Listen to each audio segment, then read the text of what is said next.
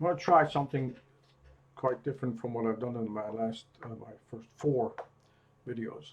I'm going to simply just talk about something that I saw this morning that raised some issues and questions that I've had ever since the beginning of this whole uh, COVID 19 Chinese Hunan virus, whatever you want to call it, that was the basis of the purported pandemic, um, with some validity, but certainly not uh, with the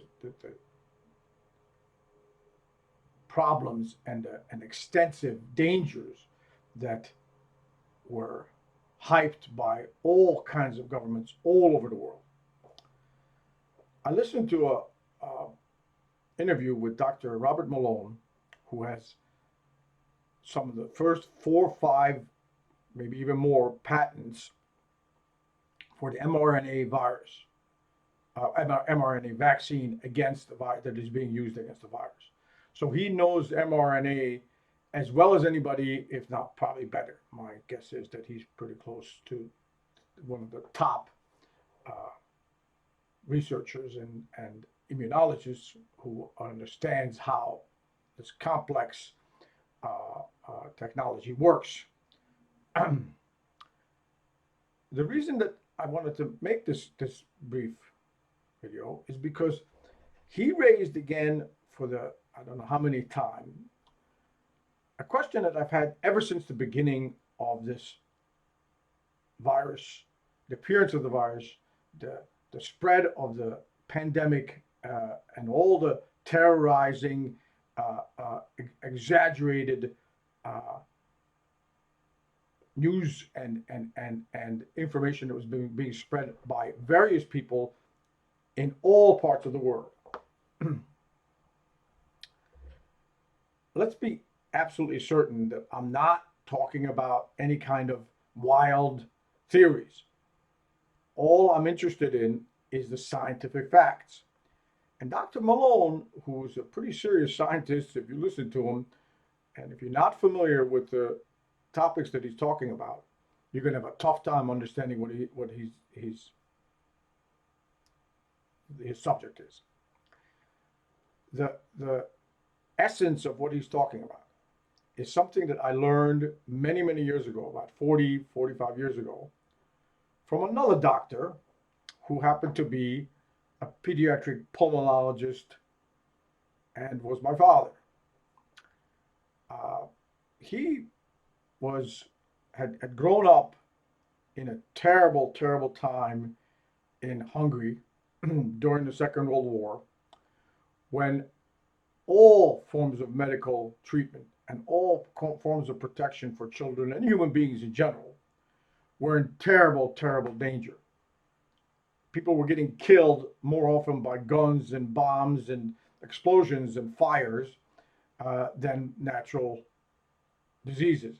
But of course, there were lots of natural diseases that killed them too, because uh, under the circumstances of war, it is much harder to keep people protected from infections. Okay, pretty obvious if you think about it that the cleanliness and the um, nutrition and all the other things were suffering. People were not eating properly. People were not sleeping well. People not all kinds of things were. Everybody was terrified of being killed at any moment. So that certainly doesn't help your immune system if you look at it in a larger perspective. So my father, and this is the reason that I am so concerned and so convinced that Robert Malone is the one that has to be listened to. And there are a lot of other physicians. He's by no means the only one, but he's one of the most prominent ones. So it's easy to use him as the example. My father told me 45 years ago, when I first had my first children. I have 3 children. The oldest one is now 40 years old. He told me to be cautious about using antibiotics. Now, in those days, the biggest problem that human beings faced were bacterial infections. There were already viral infections that you needed vaccines for, but they were not as widespread. And the technology and understanding of how viruses work versus how bacteria work, they're two quite different uh, uh, um, creatures. They're tiny, tiny cells, or a couple of cells in most of the cases, and they're usually filled with all kinds of proteins and other chemical substances. He warned me about not using the antibiotics because at the time, in about 40 years ago, more than 40 years ago, doctors tended to prescribe antibiotics whenever even the smallest things happen, even for vaccines. I mean, for viruses. If there were viruses, they often said, give them this antibiotic.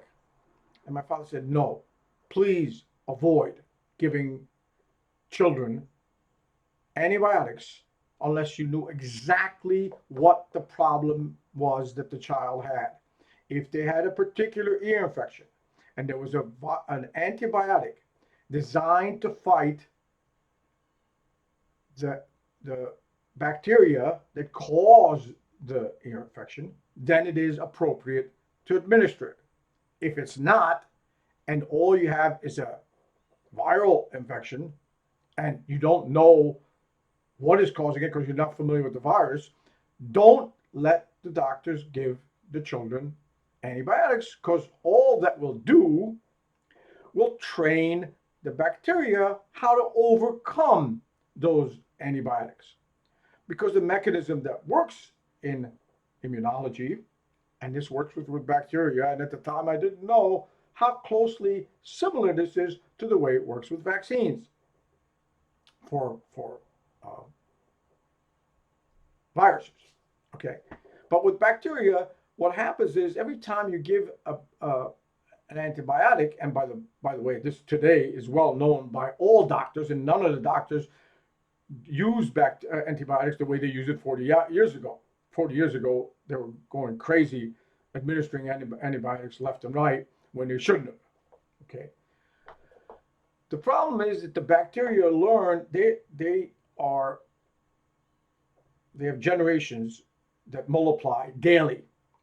I don't know the exact number, but there's some, and of course it varies with bacteria. But some bacteria have 3 or 4 generations in a day. Some bacteria have more. Some bacteria have less. In any case, in a period of a year, there are many, many generations. We're talking about hundreds of generations of bacteria.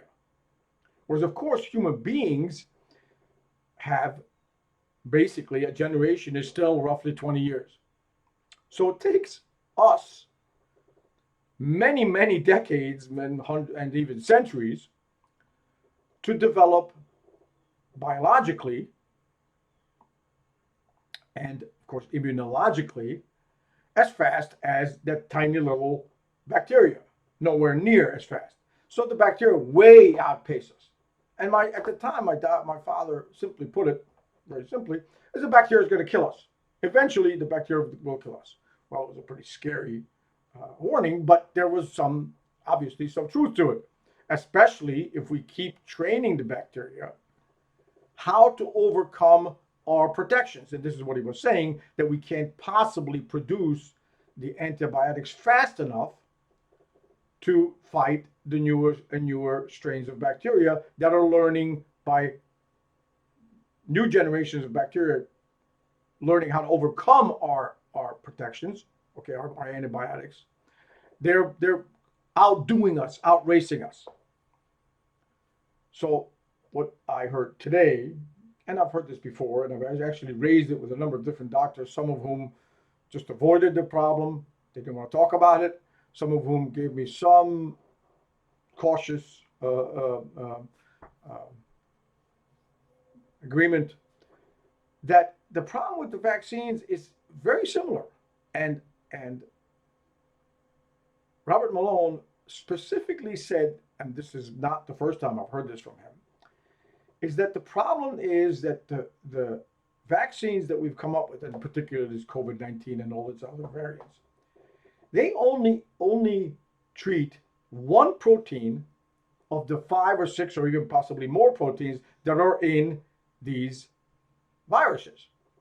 So if you attack the one protein, and it's particularly the spike protein, is what the original COVID-19 vaccines that they first produced uh, attacked. Well, what about the other 4 or 5 uh, uh, proteins? Those proteins often are the ones that cause the bigger problems. The spike protein, by producing the spike protein uh, in the vaccine, all you're really doing is you're preventing the virus when it comes in with the spike protein. It's sort of a protector, and it's a way that it can attach itself to your cells. It just recognizes it and it fights it off. But what it doesn't fight off is it doesn't fight off the other proteins that may somehow or other enter your cells. The ones that actually cause all kinds, like the disease itself. Because the spike protein does not cause a disease. The spike protein only merely is used by the virus to get into the cells, to attach itself.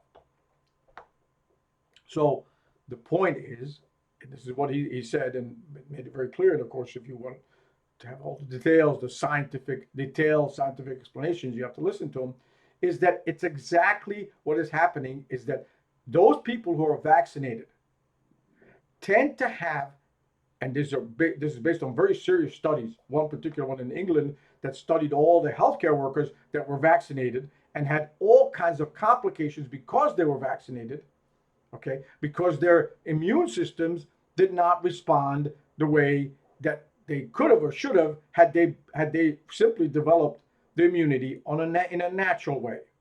Okay, so he says that he points out that by giving them these COVID-19 vaccines and all the booster shots and all the other stuff, what they have done is they've made them weaker, because the viruses were able to, because of their generations are also multiplying like crazy, much faster than the human generations, and of course possibly even faster than the bacteria. I'm not sure about that, but certainly as fast as the bacteria. They were able to learn how to overcome the vaccine that simply protected the cells from being attacked just because by the spikes. There were even other problems. He mentions this too, that the spike proteins then multiply, and then it causes all kinds of other problems because you don't need to, your body doesn't know how to deal with it. And of course, people get much more seriously sick, and the older people that get all these vaccines, so-called vaccines, by the way, that's another question he raises, that these are not really vaccines because they're not technically. A vaccine is a dead virus or a weakened virus that is injected into your body so that your immune system recognizes the new ones that come in that are not dead, the newer ones, the stronger ones, and it has already developed the necessary antibodies to protect you from those viruses. Well, this is not that, because all it does is it really simply recognizes it spikes. That's not the whole virus. Okay. Again, very complicated, because if you go into it more detail, the whole problem with, even with, if you had a vaccine that protected you against the virus as a whole, all of the 6 proteins, 5, 6, whatever, 7 proteins, even then, the viruses multiply fast enough that they can overcome your defenses quickly, much quicker than you could develop vaccines. You notice that all these pharmaceutical companies are coming up with newer and newer vaccines every couple months, new boosters, new this. Why? Because they can't keep pace with the changing virus. The viruses are multiplying and changing and destroying humanity because we're vaccinating them. And this is the other most important thing that Robert Malone and many other serious physicians, immunologists, researchers have pointed out, and their papers. There's so many papers now that Dr. Malone mentions 12 of them, and he says that there are many hundreds of them. The problem is that the natural immune systems of human beings, if allowed to develop by being infected, yes, by being infected, they develop much more strongly than the vaccines can possibly help them to develop. As a result, those who have natural immunities, and thank God seem to be one of them, okay, can overcome the viruses much better, much more efficiently. And again, there are studies that show that this is true. Not only that, terribly, they're showing that the death rates of people who have been vaccinated, now we're talking about older people like me, okay, I'm 76.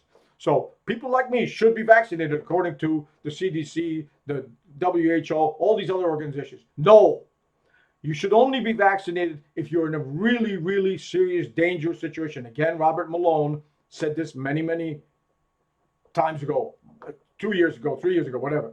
If you're in a serious, life threatening medical situation, that is, you have heart problems, you have lung problems, you have diabetes, you're overweight, all of these things, yes, then you should talk to your doctor, discuss does it make sense to become vaccinated by some of these uh, um, uh, antiviral